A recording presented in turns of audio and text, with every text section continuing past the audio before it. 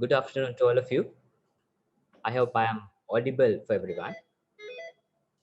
First of all, on behalf of Central Bank of Sri Lanka, let me warmly welcome all of you to this webinar, and we have participants from all around the country. The public lecture series is a prominent event in Center for Banking Studies calendar. We have been conducting many public lectures on different topics throughout the past. So today also, we are here with a timely topic.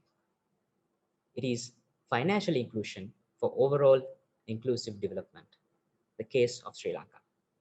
And most importantly, today, the speaker is none other than Deshamanya, Professor W.D. Lakshman, the Governor of Central Bank of Sri Lanka.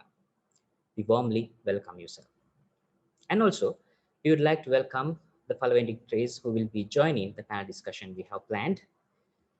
Deputy Governor of Central Bank, Mr. K.M.M. Sirivardhana, Deputy Governor of Central Bank, Mrs.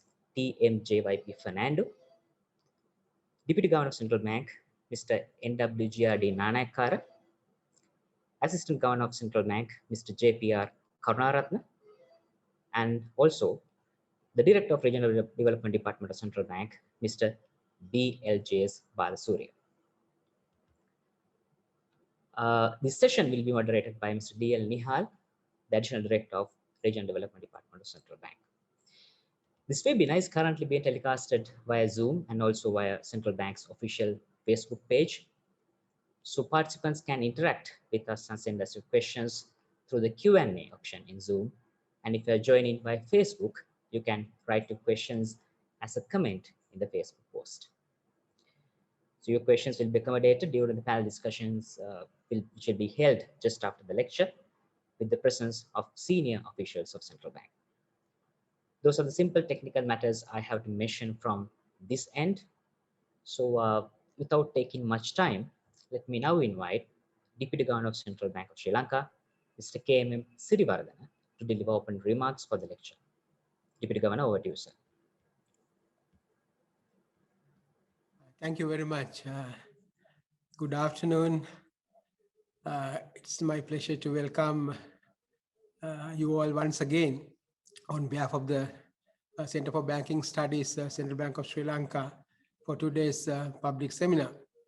As you know, today's presentation on financial inclusion for overall inclusive development, in the case of Sri Lanka, is going to be made by the Governor of the Central Bank, Deshamanya, Professor W. Lakshman, via Zoom technology.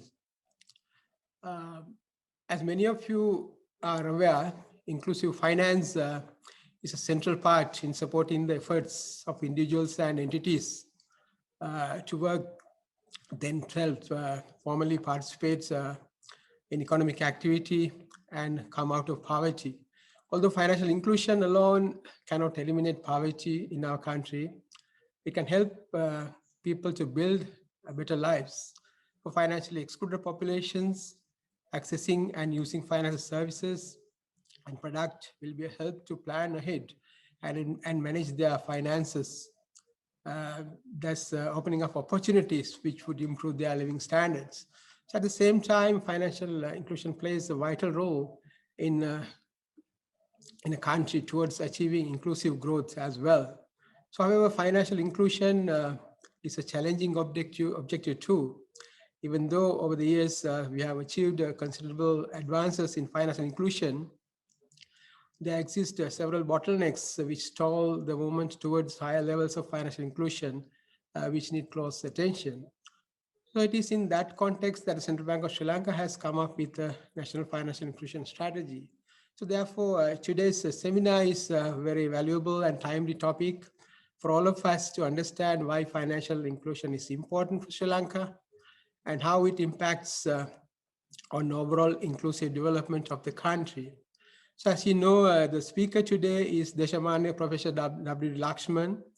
Professor Lakshman is the current and 15th governor of the Central Bank of Sri Lanka. He is also Professor Emeritus, University of Colombo. Professor Lakshman received his bachelor's degree in economics from University of Ceylon in Peradeniya and DPhil from University of Oxford.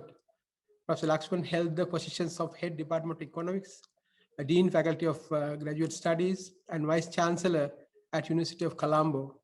He was honored by University of Colombo with an honorary Doctor of Letters.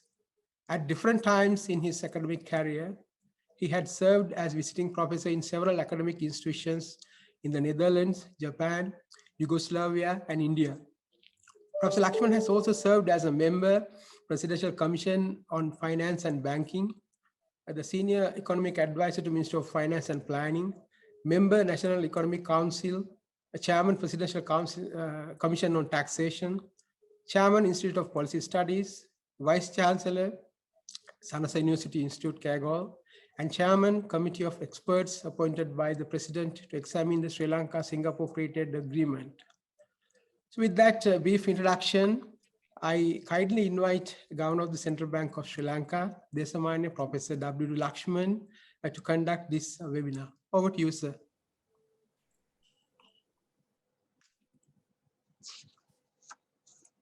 Thank you very much, Mahinda, for that introduction. Good afternoon, everybody. I'm pleased to talk to you in this month's public seminar organized by the Center for Banking Studies of the Central Bank of Sri Lanka. I have chosen to talk on a topic of current interest, that is financial inclusion. I thought of talking about it as a means to overall inclusive development. Hence the title of my talk, Financial Inclusion for Overall Inclusive Development. I will try to talk about the subject largely, particularly in the first part of my talk, in conceptual terms, while making references to the Sri Lankan context as I move along.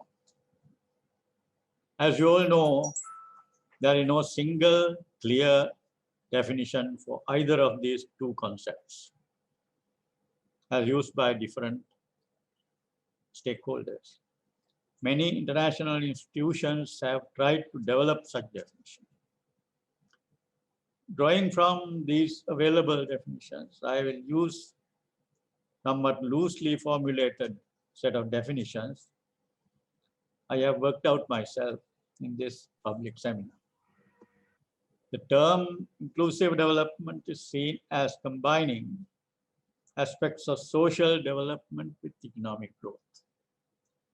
It has been done often through political intervention implemented by means of various subsidy schemes.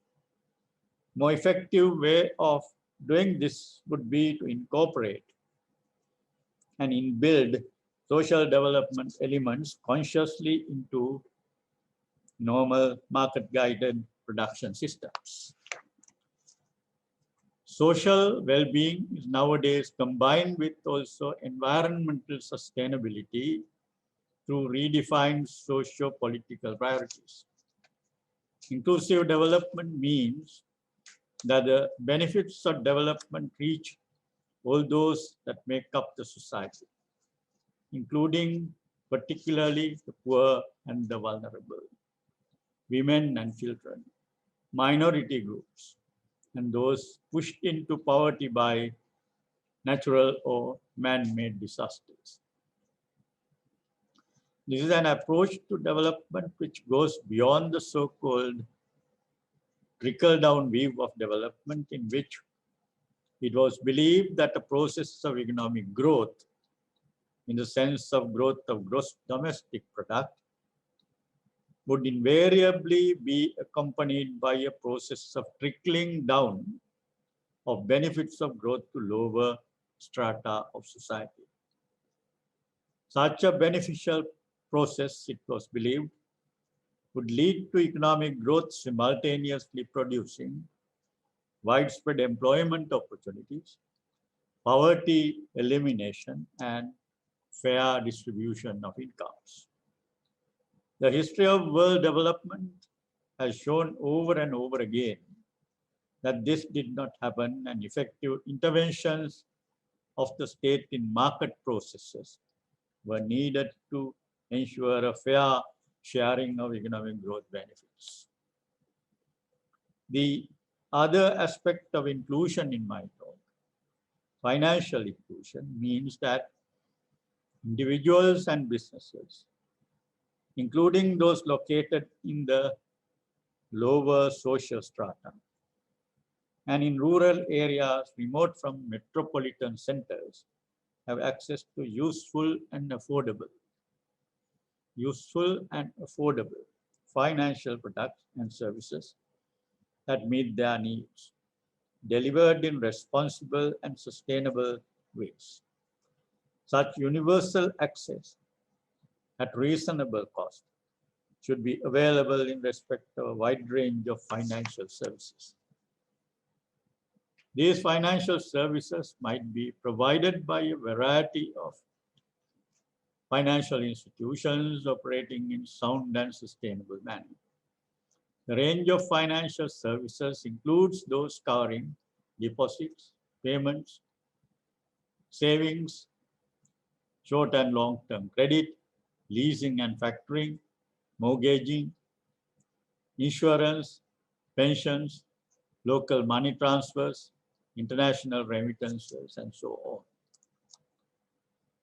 Economic development is not just a gradual increase in production. It is rather a spontaneous and discontinuous change in production and income, as Joseph Schumpeter defined in his The Theory of Economic Development, of course written some decades ago, but still offers to us many lessons to learn. It is more than a continuous adjustment in small steps. It involves new ways of doing things, new ways of combining resources in production. Economic development could cover development of new goods, new methods of production, new markets, new sources of supply of raw materials, and new ways of organizing industries. In the history of economic development, credit has played a key role in promoting all these new ways of doing things. Credit, particularly from development banks. From the very early days of evolution of development theory, politicians and economists alike emphasized the importance of the financial system for the rise of capitalism, industrialization, and economic development. The emphasis placed on the role of money in lowering transaction costs, thus permitting greater specialization and fostering technological innovation is well known. The crucial role banks played in spurring economic growth was highlighted by many writers, arguing that financial intermediaries play a pivotal role in economic development because they choose which firms get opportunities to use the society's savings. The same mechanisms that underpin the positive role of finance, however, are also a source of risk and fragility. The history of finance is full of boom and bust cycles, bank failures, and systematic bank and currency crises. There were many instances in the history of global socio-economic development when changes in the finance sector, by leading to crises, have interrupted and sometimes reversed ongoing development processes.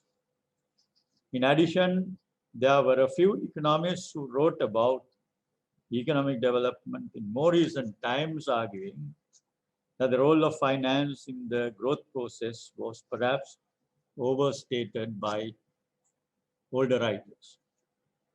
Another argument in this line of thinking was that financial development has followed economic growth rather than the vice versa. Yet, there is a large and still active theoretical and empirical literature positively relating financial development to the economic growth process. This literature has explored several channels through which financial systems help enhance economic growth rates, both through improved capital accumulation and through higher productivity growth. Some of the factors highlighted here can be mentioned. The support provided by financial systems for efficient exchange of goods and services by providing payment systems and thus reducing transaction costs. Secondly, financial institutions and markets whose savings from many individual savers scattered all over a country and help channel these to investment, fostering growth and exploitation of scale economics. Thirdly, financial intermediaries can boost the rate of technological innovation and growth by identifying the entrepreneurs with the most promising projects and technologies. Fourthly, the financial institutions and markets help improving resource allocation by monitoring performance of enterprises. Fifthly, banks help reduce liquidity risk and thus enable long-term investment.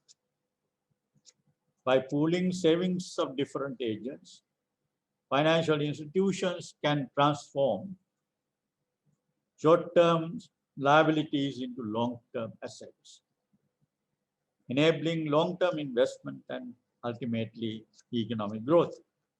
Financial institutions can also ease liquidity needs of enterprises, enabling long-term investment and R&D activities. Finally,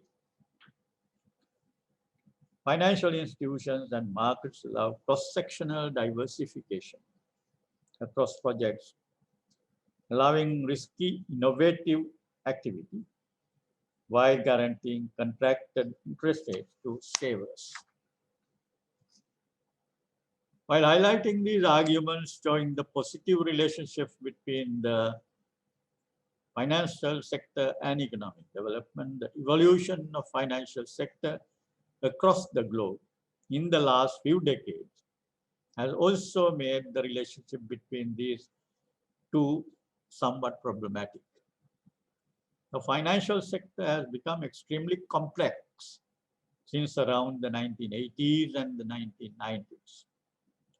What happens inside the sector has become extremely difficult to monitor, strengthening tendencies to financial crisis.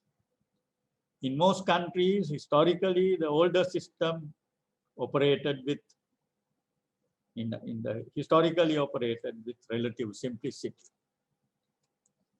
In such simple system, there would have been a few banks, a few non-bank financial institutions, both monitored and regulated by a central bank.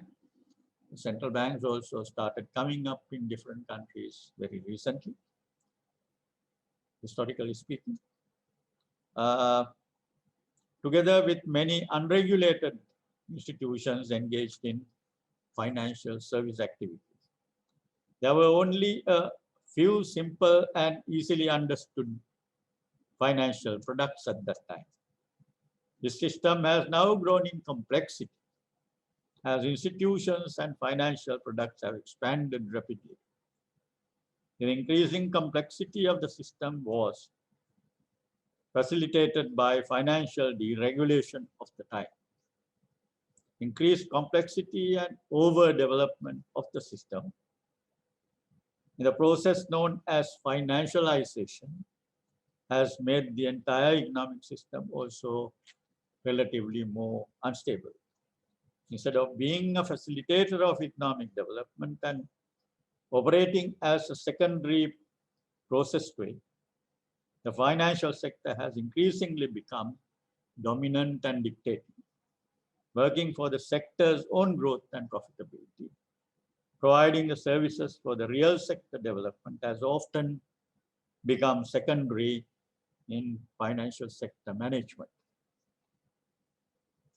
When the financial sector remains simple institutionally as well as in terms of financial products, financial inclusion was relatively easier to achieve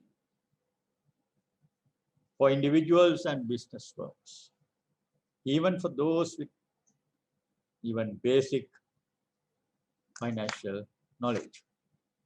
Now, with the institutional complexity seen in the financial sector and its operational methods, the achievement of financial literacy across different social classes has become more difficult to achieve. Let me talk about a few facets of financial inclusion, a few effects of financial inclusion. Financial inclusion is a relatively new concept in the socio-economic life in many countries, including Sri Lanka. Its promotion aims at enabling even the underprivileged and deprived segments of the society obtain financial services at affordable costs. Financial inclusion enables poor people to save and borrow, allowing them to build their assets, to invest in education of their children and entrepreneurial ventures, and thus to improve their livelihoods. As income levels and consequently savings in rural areas increase, it is essential to help earners manage their funds and facilitate receipts and payments. The development of a more resilient and inclusive system of financial institutions would enhance the process of development of financial products that are affordable and accessible to all. As the level of financial inclusion improves,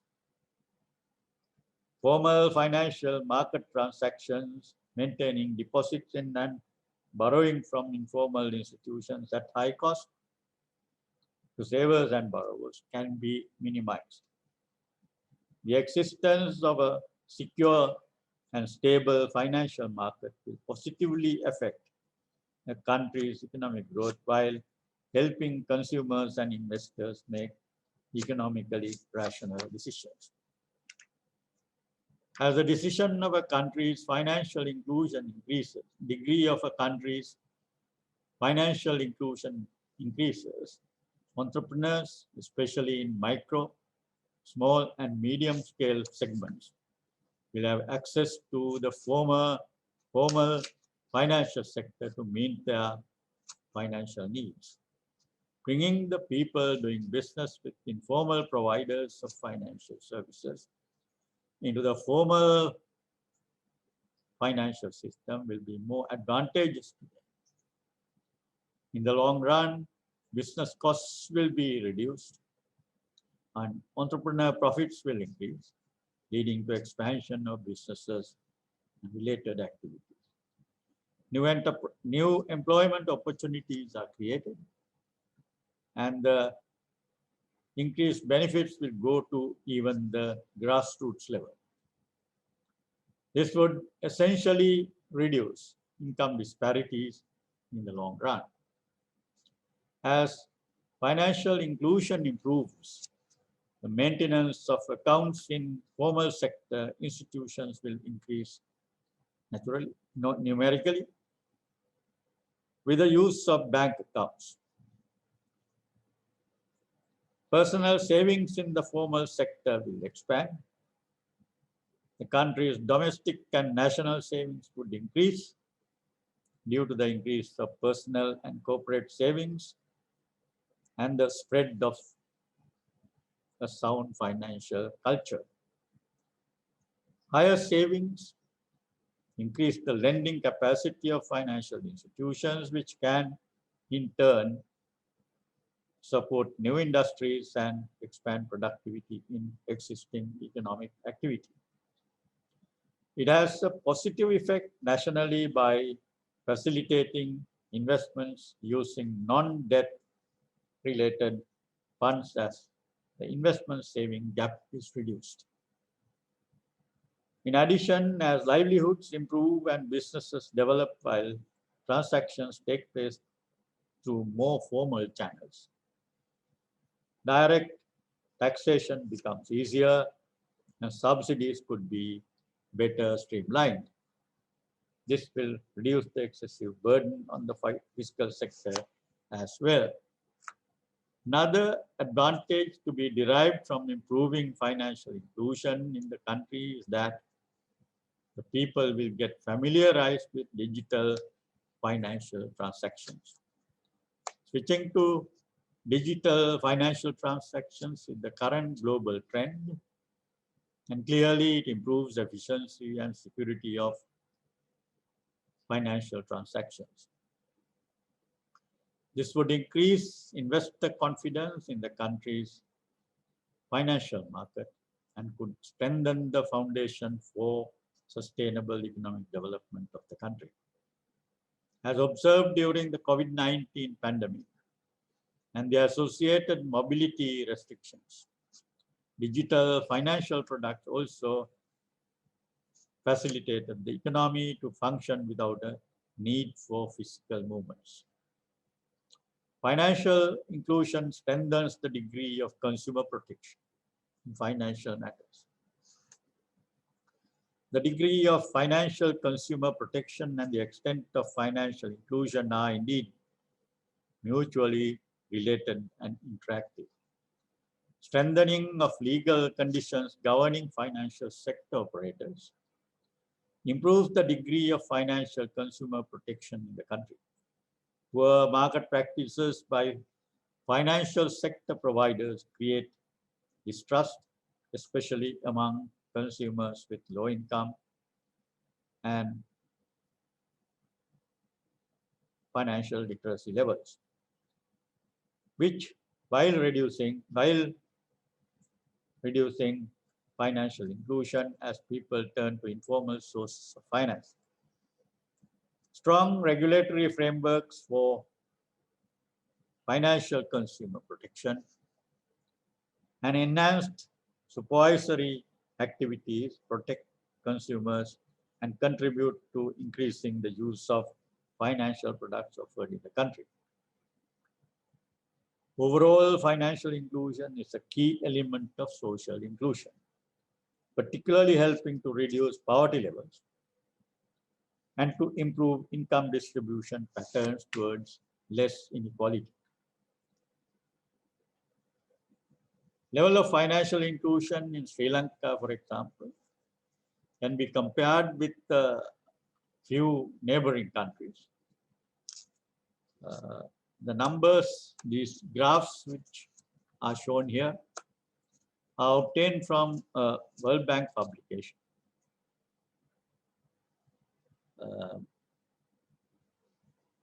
Sri Lanka is indicated in red.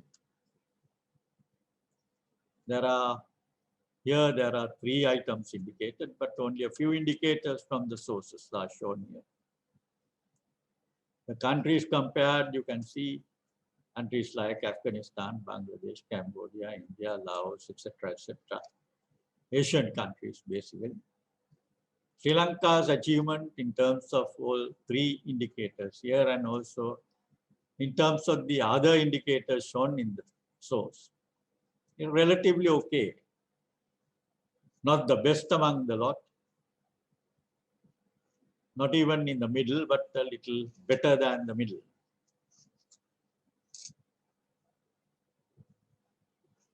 What must be noted is that indicators shown here of financial inclusion, how these are measured, how these are computed, this looks like needs improvement.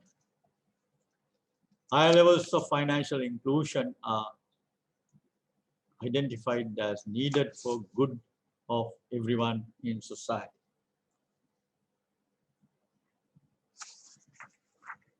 A few main reasons causing financial exclusion continue to operate in a country like Sri Lanka. The first point is the lack of collateral to offer to the formal financial sector as security against funding facilities. This has been a problem which has been discussed over and over again for over a long period of time, but still continues. There is also the problem of unaffordable expenses such as high bank charges and penalties. Also, complicated nature of the financial instruments and related documentation. There are complaints heard sometimes. The documentation is in language, in a jargon, which is difficult to understand for ordinary people. Formal institutions are not directly interested in financial inclusion as such. They are probably more interested in their own profitability. There are several kinds of exclusion indicated here. There is access exclusion, indicating the restriction of access through risk assessment. The banks and other formal institutions, on the basis of the assessment of risk pertaining to small producers, will deny them access to their services. The next one is described here as condition exclusion. Conditions attached to financial products make them inappropriate for the needs of some people. Therefore, those people are excluded from the services. And finally, the price exclusion. Prices some entrepreneurs cannot afford make them pursue self-exclusion, thinking that their applications for credit would be rejected. Over and over again, we come across people in particularly village areas continuing to do with informal operators, in spite of knowing that they are undergoing heavy cost and extensive risk dealing with them. They continue to do that, maybe because of some of these factors of affecting financial exclusion. Now, what is the role of the central bank in a situation like this? CBSL, Central Bank of Sri Lanka, like many other central banks in the world, does not have a direct mandate in its governing legislation requiring it to focus on financial inclusion as such. However, in practice, the central bank intervenes at various levels of the financial inclusion policy agenda, considering the importance of financial inclusion to inclusive development of the country. It is understood that the development of the financial system of the country plays a decisive role in fostering financial inclusion as well as economic growth. Steps into area of inclusive finance as the key regulator of the country's financial sector. Financial development must be fostered to promote sustainable economic growth and thereby the stability of the financial system of the country, as well as supporting the achievement of macroeconomic stability. The following policy action of the central bank contributes directly to improve financial literacy and inclusiveness. First, promotion of financial education. Financial literacy attainments make people start dealing with banks and other formal financial institutions, maintenance of different bank accounts for payments and for storing value, and for accessing other financial services. Acting as the financial sector supervisor. The activities of the bank, central bank, in these areas contribute to financial inclusion in a different way. It minimizes misconduct of financial institutions, thereby improving their adherence to ethical norms. This would make these institutions provide financial services on sound market and financial intermediation practices. All this helps in promoting financial inclusion. Initiatives targeted at financially excluded population segments. Microfinance programs and or subsidized funding are promoted by central banks. We also do that. These activities are usually conducted with a view to fostering economic activities among micro and small enterprises and thereby reducing poverty. These activities also contribute to reducing inequalities in accessing financial services. In a more indirect way, many central banks see their financial stability role as their most important contribution to financial inclusion itself. The role often requires central banks to work on promoting sound and efficient payment systems, improving the functioning of the financial system and protecting consumers and users of financial services. A smoothly functioning, efficient and stable financial system is more likely to engage with financially excluded households or firms than a system where financial instability or stress prevails. In turn, a higher level of financial inclusion is beneficial not only for those directly affected, but also to the national payments infrastructure, the financial system, and ultimately the overall economy. The central bank's announced theme for the 70th anniversary was stability, sustainability, and shared prosperity, which encompasses the vision of the central bank on financial inclusion and inclusive development. It is important to note that several measures have been taken by the central bank during recent times to support this view.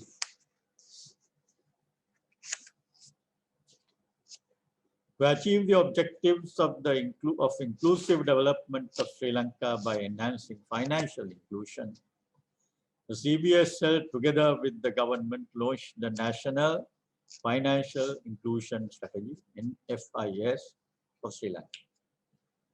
NFIS action plan is being designed with the help of all stakeholders in the financial system. NFIS has the vision of better quality inclusion for better lives. Thus, NFIS is designed to achieve a level of development where all individuals and enterprises in Sri Lanka have well-informed, fair, and equitable access to a range of high quality, appropriate, secure, and affordable financial products and services that they can use to contribute to economic growth and improve their standard of living. The policy framework of the National Financial Inclusion Strategy centers on 4 pillars. One is, as this diagram shows,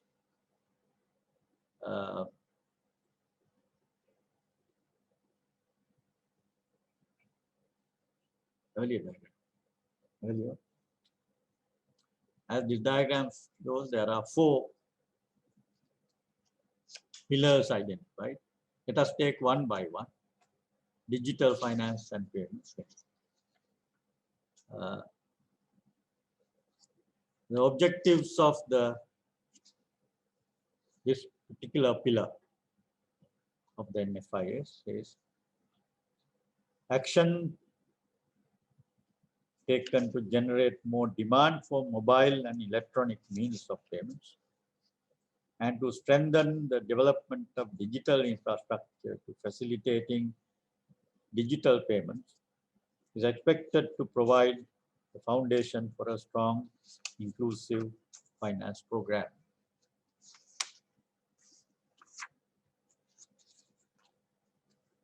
Objective of Pillar 2, micro, small, medium enterprise finance.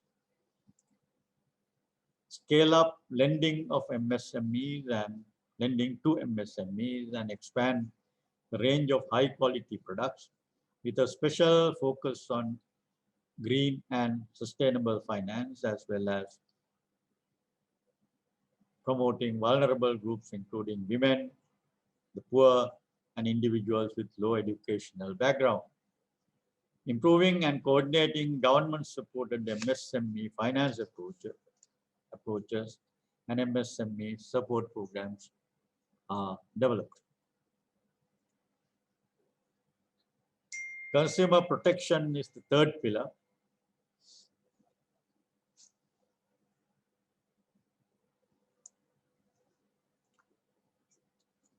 Legal requirements for financial consumer protection covering disclosure and transparency, fair treatment and business conduct, and internal dispute resolution and mechanisms are being developed to provide financial consumers with accessible, fair, and efficient channels for dispute resolution. Financial literacy and capacity building is the next one. The identification of key gaps in the level of financial literacy. The improvement of coordination of financial literacy efforts. Increased financial literacy among consumers, particularly vulnerable groups, including women, youth, the poor, and the individuals with low educational background. Increasing the capacity of MSMEs, improve effectiveness and efficiency of delivery channels for financial literacy.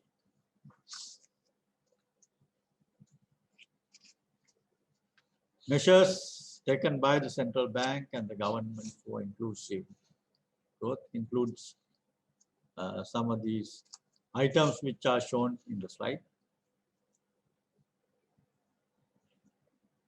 CBSL, long-standing history of promoting and financing MSMEs. The various programs implemented by the bank for this purpose are indicated here.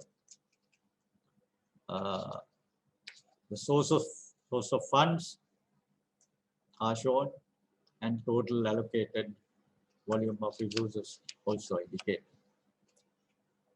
Then the number of loans and amount of loans disbursed under refinance interest subsidy schemes is indicated in this statistical table. Go to the next. CBSL has taken targeted action to ensure that MSMEs in selected sectors of national importance and promise are also given priority in lending decisions of licensed banks. Accordingly, during the year 2021, licensed banks are expected to achieve a growth rate of not less than 20% of credit to MSMEs. along with specific support to MSMEs through targeted subsidized loan schemes, including the schemes launched in view of COVID-19 effects on the economy. These measures are expected to ensure that the financial sector maintains a healthy attitude towards these sectors. The CBSL is also actively supporting the government's efforts to establish a credit guarantee institution, which would address the issue of lack of collateral faced by MSMEs to a great extent. In addition, the successors of development banking and venture capital observed in other countries need to be replicated in Sri Lanka if it is to move to a higher and inclusive growth path with the support of the financial sector.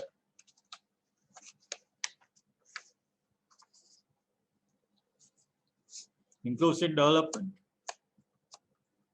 has come to the forefront of the sustainable development agenda of Sri Lanka in recent years. Every economic activity and participant is expected to play a productive role towards sustainable economic growth and development of the country. As noted, financial inclusion is a key instrument in the whole inclusive development agenda. Financial inclusion is the conduit connecting all sectors of the economy, ensuring fair distribution of financial and other resources among all productive economic activities.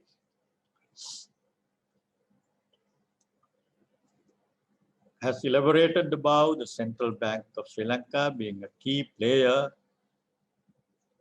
advocating and pursuing this agenda of financial inclusion, being a key, has taken several steps towards this goal in recent times.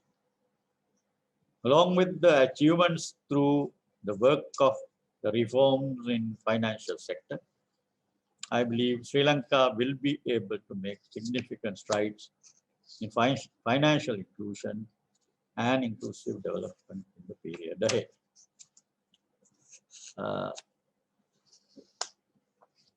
It has not been a very pleasant experience talking like this without seeing the faces of the people who are listening to you. So I hope we can get back to our former ways of meeting people personally and then talking to them. Anyway, there was a message which I wanted to take to you. I hope that message had gone to you, even though it is in this distant mode or in the webinar form. Thank you very much for your patience. Let me hand over the mic to the person who is organizing. Yes. Thank you very much, sir, for that thought-provoking lecture, which highlighted the crucial part financial inclusion has to play in an economy. The message was very loud and clear. So with that, we're now going to move towards the panel discussion. To moderate today's panel discussion, I'd like to invite Mr. D.L. Nihal, Additional Director of Regional Development Department of Central Bank of Sri Lanka. Mr. Nihal, you can take over. Okay, thank you very much, Kushan, and good evening to you all. You all are welcome to the question and answer session. As per the agenda, we have nearly 20 to 30 minutes for this session, question and answer session. And today we have nearly 6 knowledgeable panelists to give answers to your questions raised through Zoom question and answer facility, as well as Facebook live page comments. So first of all, I would like to introduce our panelists today. The first panelist, our speaker today, the Governor of the Central Bank of Sri Lanka, Deshamanya Professor W.D. Lakshman. Then we have 3 Deputy Governors among our panelists. Deputy Governor Mr. K.M.M. Sirivardhana, then Deputy Governor Mrs. T.M.J.Y.P. Fernando, and Deputy Governor Mr. N.W.G.R.D. Nanayakara, and also Assistant Governor Mr. J.P.R. Karunaratne. The 6th panelist is Director Regional Development Department, Mr. B.L.J.S. Balasurya. So I would like to forward the question that you raised through that Zoom question and answer platform, as well as through Facebook Live page. So I will forward only the questions to the panelists which are relevant to the topics today, that is financial inclusion in Sri Lanka. So I would like to forward the first question to Mr. J.P.R. Karunaratne. So there is a question from Sevandi. She asks, MSME sector considers as the backbone of the economy, and Governor explained that SME finance is one of the core pillars in NFIS. We know that MSME sector highly affected by the recent COVID-19 pandemic. How do you help them to overcome the financial difficulties that they face now? I think this question is more relevant to our Deputy Governor, Mrs. Yvette Fernando. I would like to get the answer from her. Basically, the question is the SME sector, what are the facilities provided by central bank to overcome the problems faced by the SME sector due to recent COVID pandemic situation? Mrs. Fernando, I would like to get an answer from you.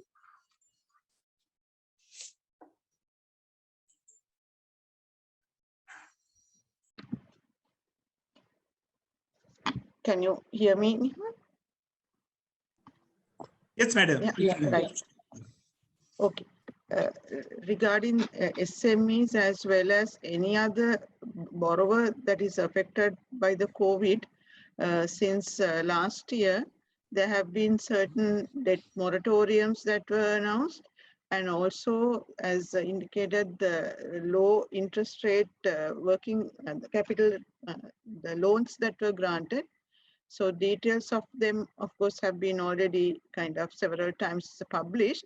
And now currently, as of today, what is there, if I say, from last May onwards for the banking customers, and also a little later for the non-bank, that is finance companies and leasing company customers who are really affected by the recent wave of the COVID.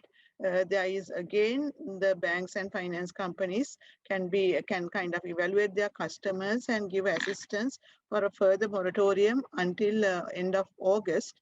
We have said how now, because normally when now all these moratoriums are not that customers are not expected to pay the loans, they are not kind of waivers, they are only postponement.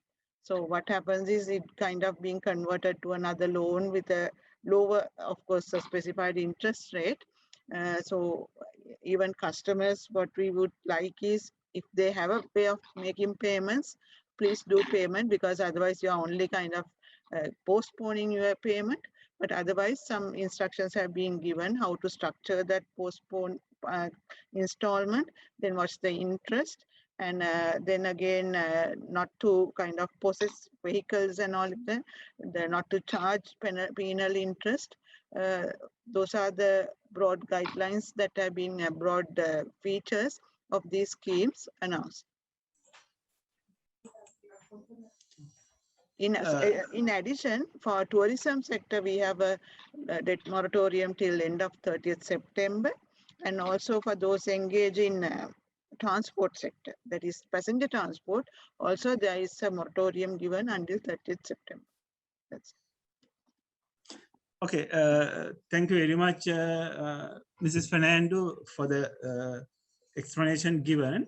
So the next question, I would like to forward these questions to the Director, Regional Development Department, Mr. Balasurya. There is a question. The adults literacy rate in Sri Lanka is around 92% and very much like a well-developed country. So we know that the literacy level in Sri Lanka is very much high. However, the financial literacy rate is only 35% compared to an average of 65% in more developed economies. What is the reason for lower literacy level, and what action central bank had taken to increase the financial literacy? Over to you, Mr. Balasuri.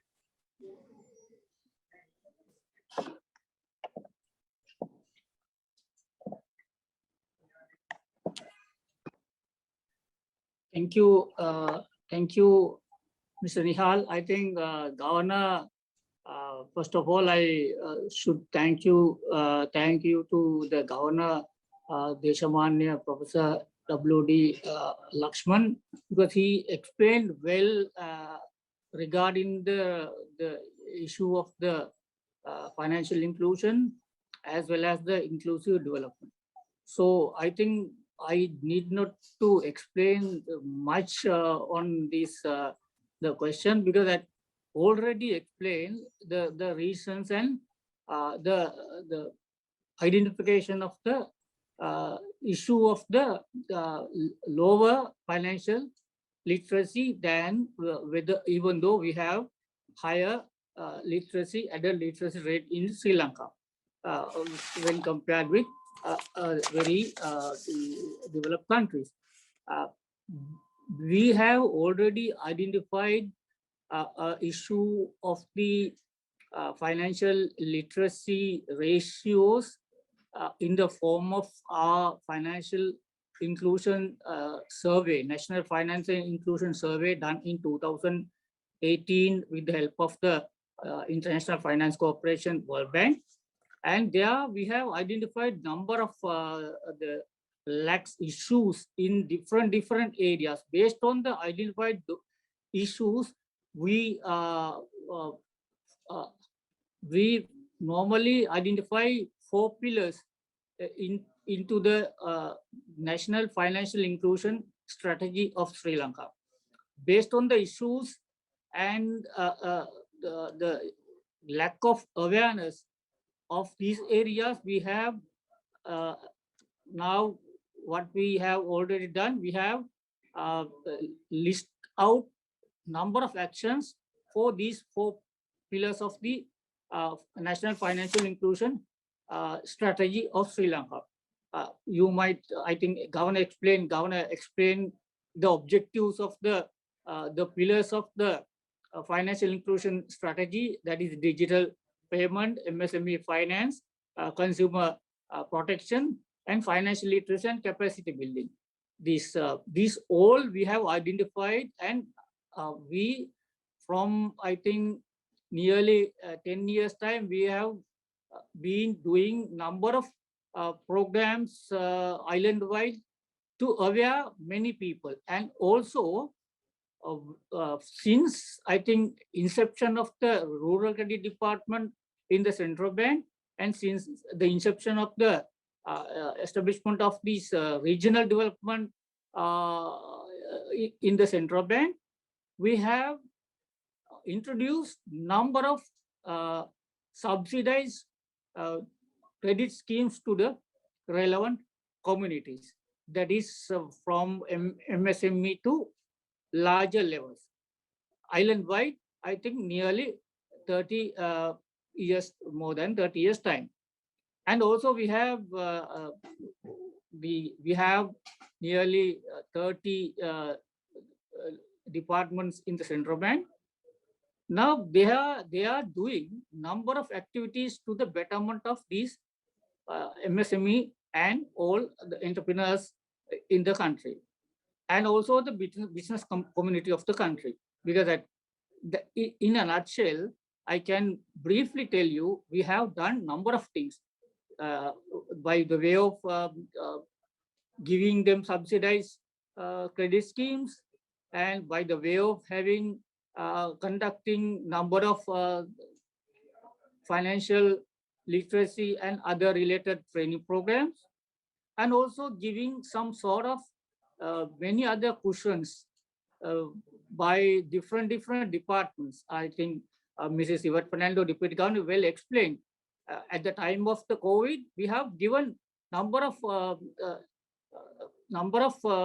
exemptions and number of we have attended to see the issues faced by all the people, and we have proposed to grant some moratoriums and extensions and many things. From years to today, I think the central bank has given number of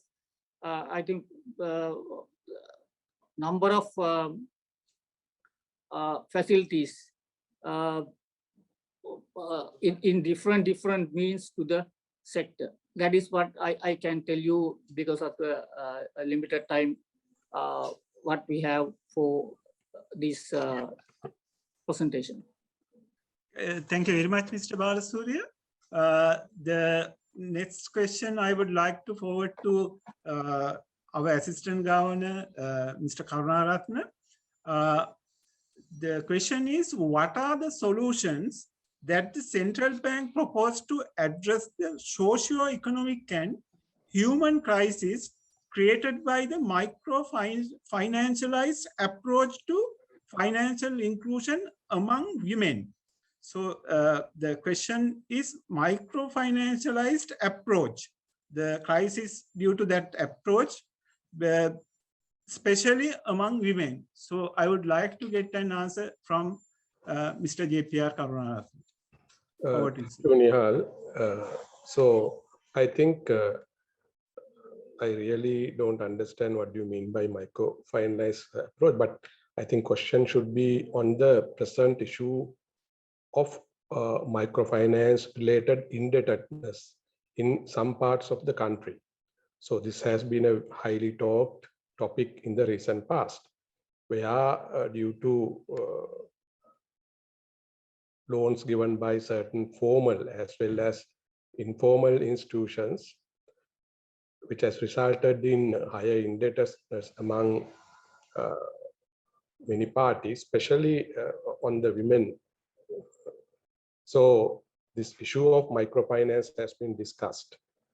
So one of the important aspects with respect to this area is that a couple of years ago, the Central Bank of Sri Lanka, with the assistance of, with the collaboration of Ministry of Finance, took some measures to introduce a new regulatory framework, which is covering both, regulatory as well as non-regulated institutions engage in business of lending. Because in Sri Lanka, we don't have a very defined law which regulate lending only businesses. So as you know, whenever the institutions are mobilizing deposits and taking granting loans, so those institutions are coming under the purview of central bank unless certain institutions are excluded in terms of the relevant laws. So the objective was to bring those informal sector lending institutions to this particular law so that better governance framework would apply. So, so this has been discussed for a number of years, and now, of course, the good news is I think the cabinet has approved and it is in the stage of legal draftment. So basically, issue related to this lending by unregulated entities, focusing on microfinance, especially women and other related areas, having these problems will be addressed. So in addition, considering many other concerns, especially which came to our light through our regional forums, where even Governor chaired. So we set up an internal committee consisting of the officials of central bank and also the regulated entities, especially the licensed finance companies, because majority of microfinance related lending are through LFCs. So which is in progress. So we have discussed several initiatives to address the issue in the future and also to find some solutions to address the current issues. So with that, hopefully, I think we can manage these issues to a greater extent. Thank you. Thank you very much, Mr. Karnaratna. So the next question I would like to forward to the Governor Deshamanya W.D. Lakshman. The question is about central bank alone cannot increase financial inclusion and need help from other government and regulatory institutions, which are not come under the purview of the central bank. So as an independent institution, how central bank gets support and commitment of other institutions to achieve financial inclusion targets? Over to you, sir. Nihal, till Governor joins, can I add something? Yeah, yes, sir. Yes, sir. The question is how we, as the central bank and independent agency, get the support from other institutions who are not come under the purview of the central bank. I think Governor just joined. I think will Governor go ahead with the answer? I'll begin to give an answer. Mr. Karunarana can fill up the gaps. Now, we have a National Financial Inclusion Council. And there are various relevant institutions are components of this council. So this is the way in which we are going to get the cooperation of all the relevant agencies in order to achieve our objectives moving towards financial inclusion and financial literacy. National Financial Inclusion Council has adopted and launched the NFIS, National Financial Inclusion Strategy, and getting the support of all the relevant agencies. Let Mr. Karuratna or someone else give more details on this subject. Yeah, thank you, Governor. Just to add to what you said, I think as Governor elaborated in detail during his presentation, in the NFI strategy, one of the important elements is financial literacy, and there are a number of institutions who are connected in this whole process. For example, in the council, it has been identified different players, and now, for example, the education department. So there's a greater role to be played by the education department. So in many other countries also, the literacy, financial literacy education has started from very basic primary education. So that is very important.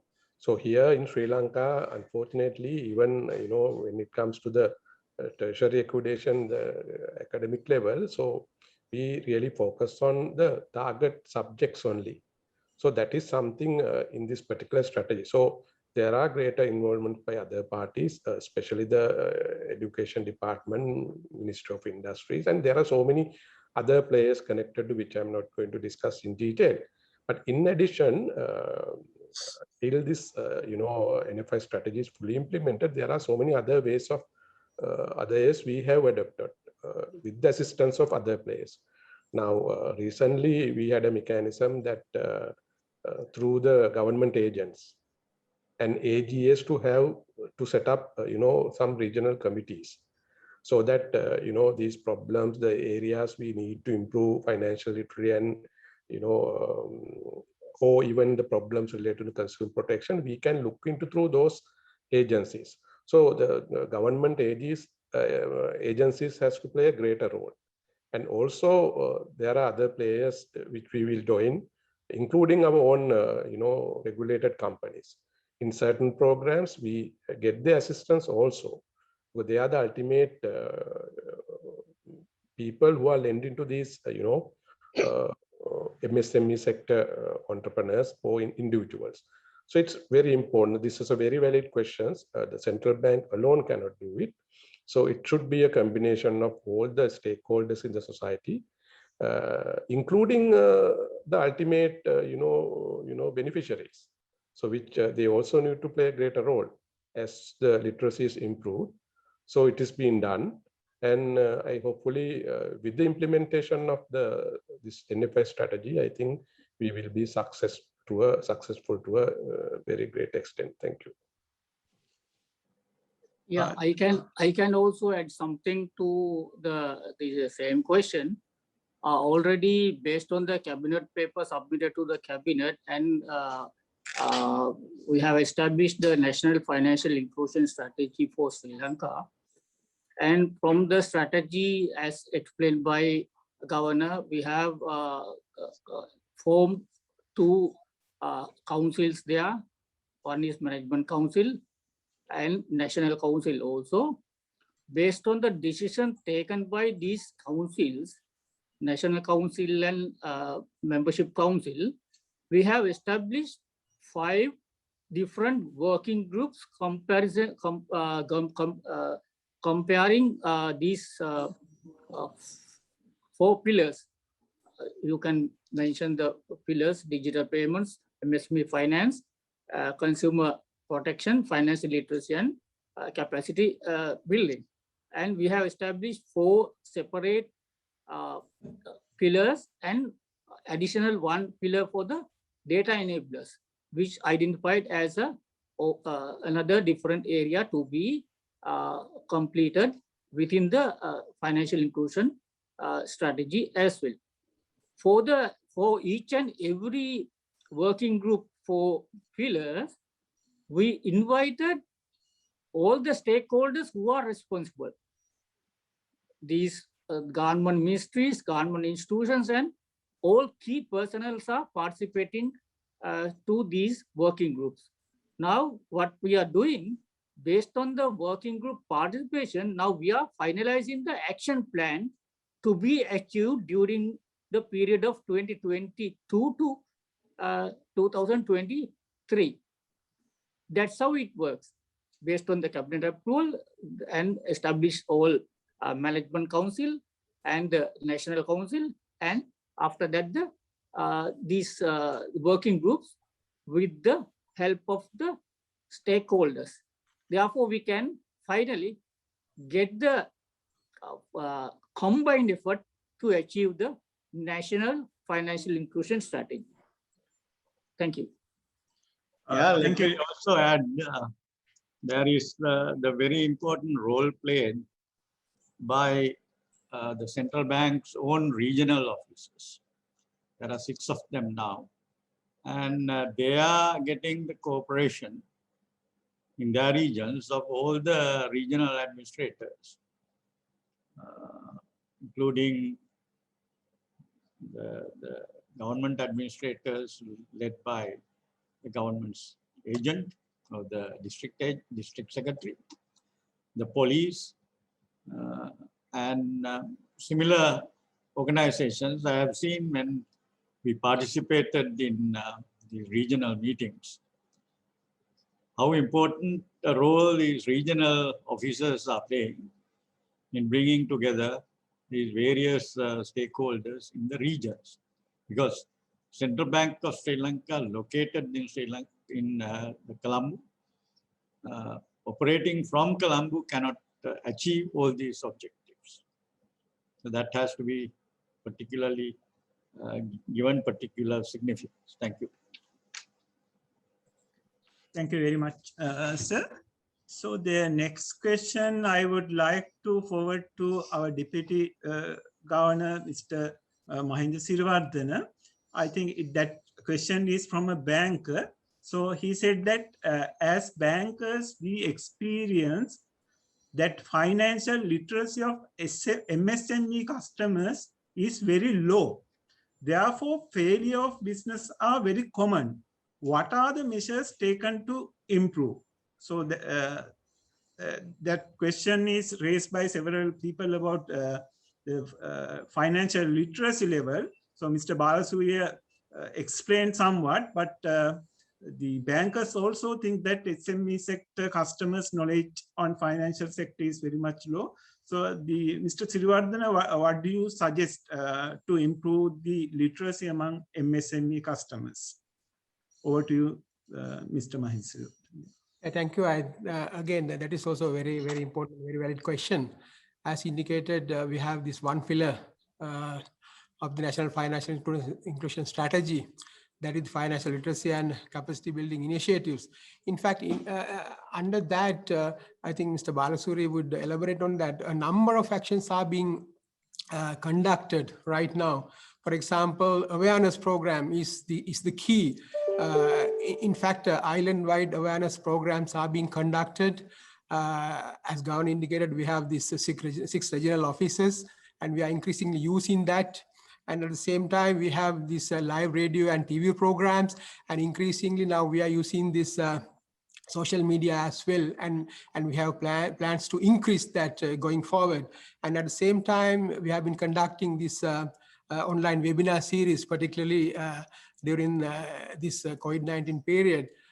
We have a kind of intensified these type of activities to improve the literacy. And as I indicated, it's a part of the National Financial Inclusion Strategy as well. And there are various other materials are also being prepared by the Regional Development Department in order to basically improve this financial literacy. Maybe Mr. Balasuri could elaborate on that a little bit. Yeah, yes, Deputy Governor, you are rightly mentioned that aspects as well. And also, I think I must mention the Governor also mentioned the financial exclusion. We have identified the reasons for financial exclusions for these whole 4 pillars. We have identified these 4 pillars and also the exclusions, and therefore we now we have initiated a different set of strategies. Firstly, we have been conducting number of awareness programs island-wide with the help of the regional development, the regional officers and the central bank officers. And also we have provided them number of awareness, the financial literacy, financial budgeting, and other financial literacy related educations, and also some type of enhanced development, industrial assistance, skill development, technical know-how, and all the things included in financial literacy programs. And also for the financial exclusions, what we have identified, as mentioned by the Governor, and also it is we have identified this in our National Financial Inclusion Survey as well. Therefore, we have initiated different set of credit guarantee backed subsidized credit schemes. We believe that without having credit guarantee or any other guarantee or something assisting to get the funding from formal sector, because without having any guarantee, people don't have collaterals or no guarantee, no documents, nothing with them. Therefore, they must have some sort of guarantee from either government or by the central bank. Therefore, we have initiated some credit guarantee. The famous one is New Comprehensive Rural Credit Schemes, which funded by the government of Sri Lanka. Now we are providing the credit guarantee part of it from 1986 to date. And also we have introduced few other credit guarantee schemes as well. And also we are now having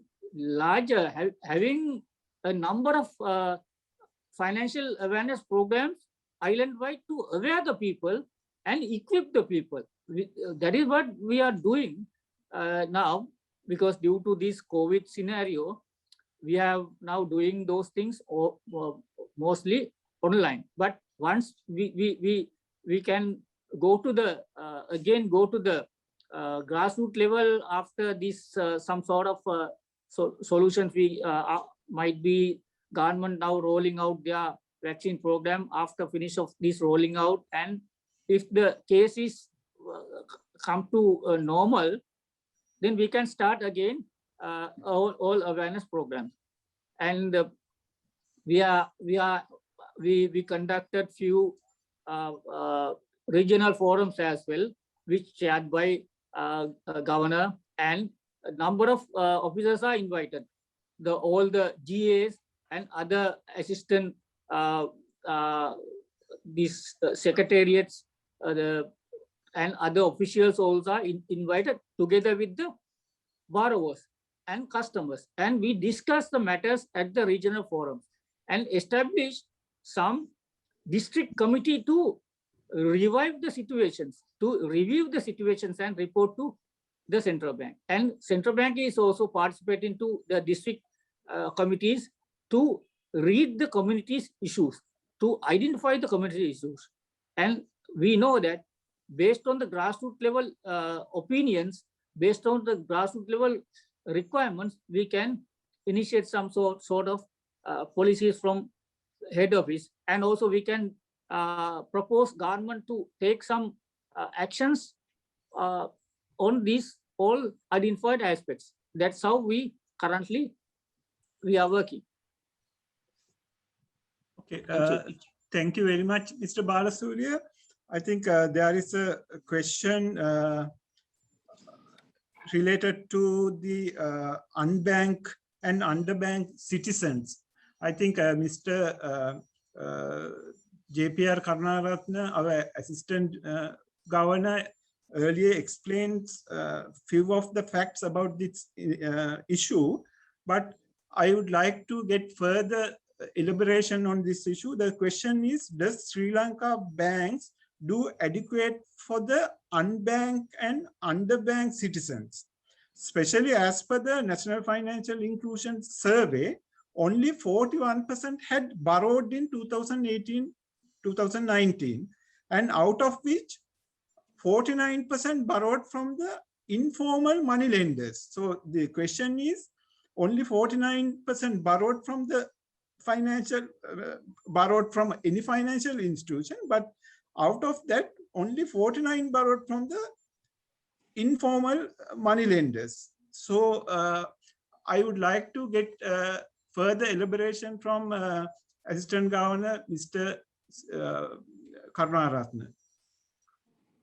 Nihal, I think very valid question. I really don't know the validity of numbers, but what I can say is that there's an issue. So the one of the key reasons for these,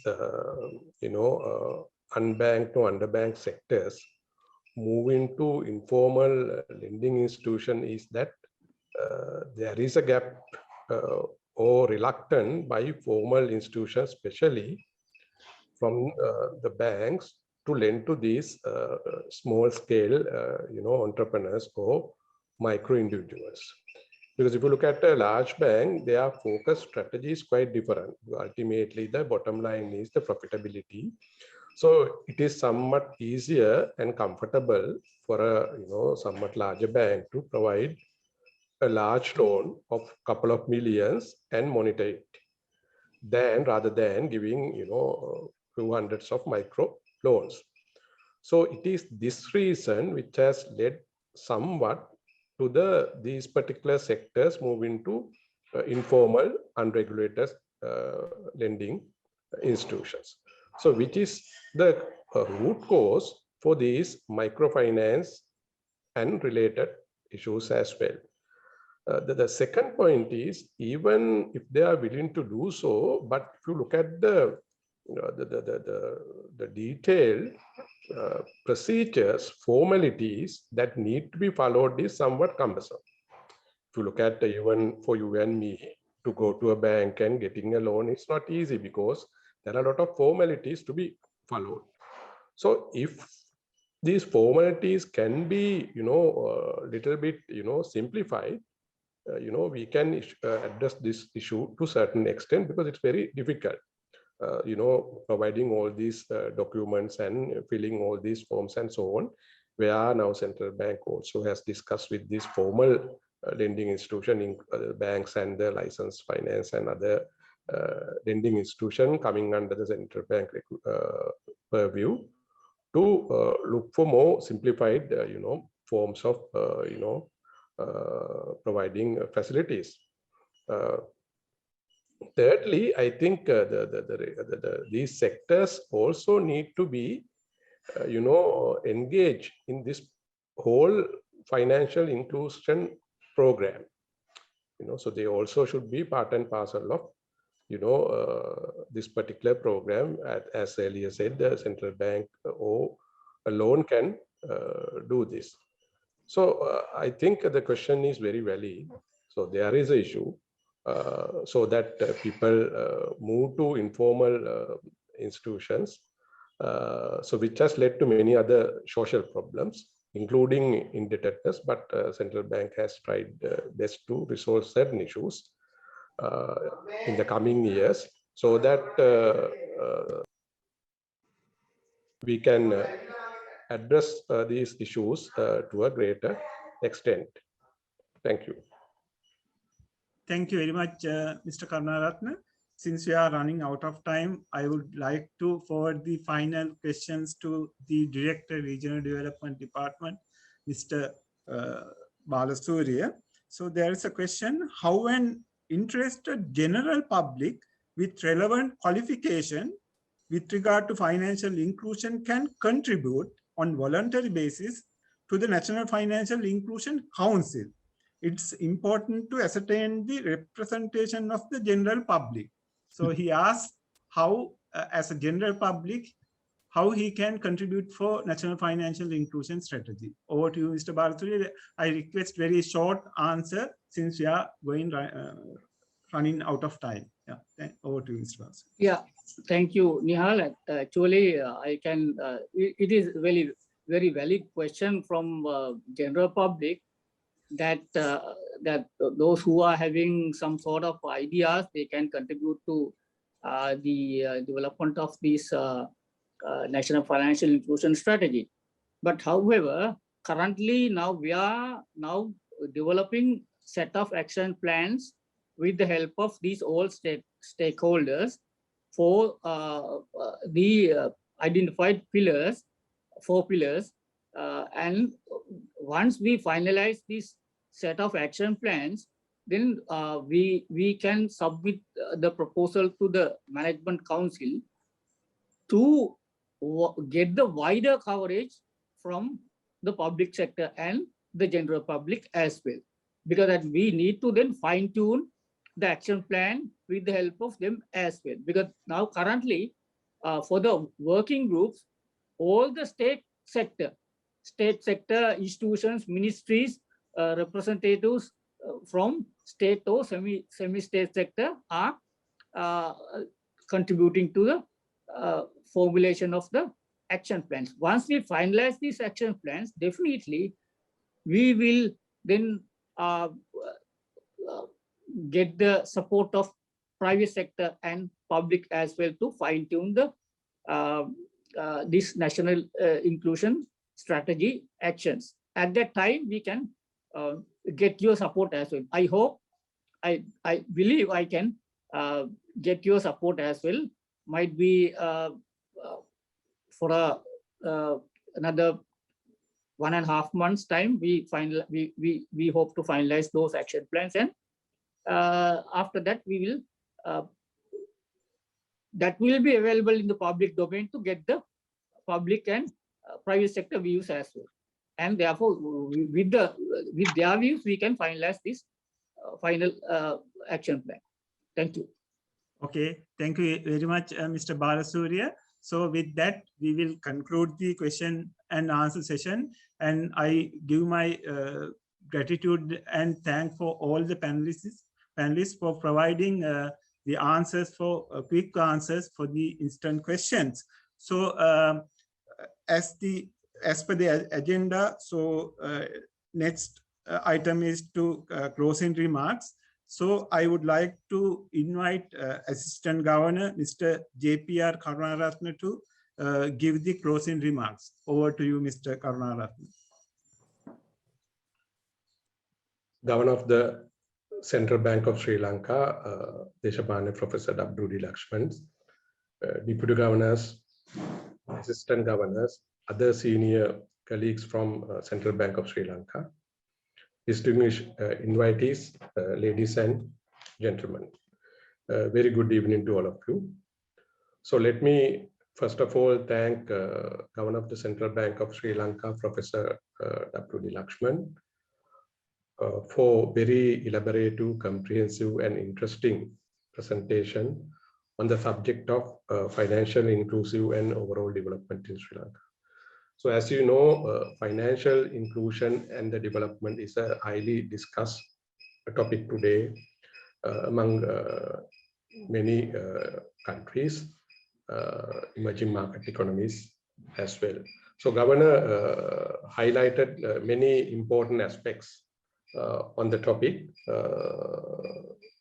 of which key, which I can gather, is the financial development and the economic growth, the relationship, the financial system as an enabler and accelerator of economic growth, and the recent developments in the financial sector, or the technical development which itself has led to some difficulties in accessing finance sometimes, and the importance of financial inclusion and the role played by Central Bank of Sri Lanka in this regard. So Governor elaborated in detail about the recently launched National Financial Inclusion Strategy by the Central Bank of Sri Lanka, which comprise of 4 components: the digital finance, the MSME sector finance, financial literacy, consumer protection. So there were several questions again with respect to these areas, especially on the financial literacy, which will be a very focused area on this strategy. So this strategy is a medium-term strategy, probably which would be completed by 23-24. I think with that, definitely we will achieve broader objectives during that time. So even though central bank does not have a direct legal mandate with respect to financial inclusion, but has played a greater role in this whole process. As Governor and other colleagues explained, the central bank set up regional development department, which has been doing a very good job in the area of financial literacy, consumer protection, and MSME sector development, especially through our 6 regional offices.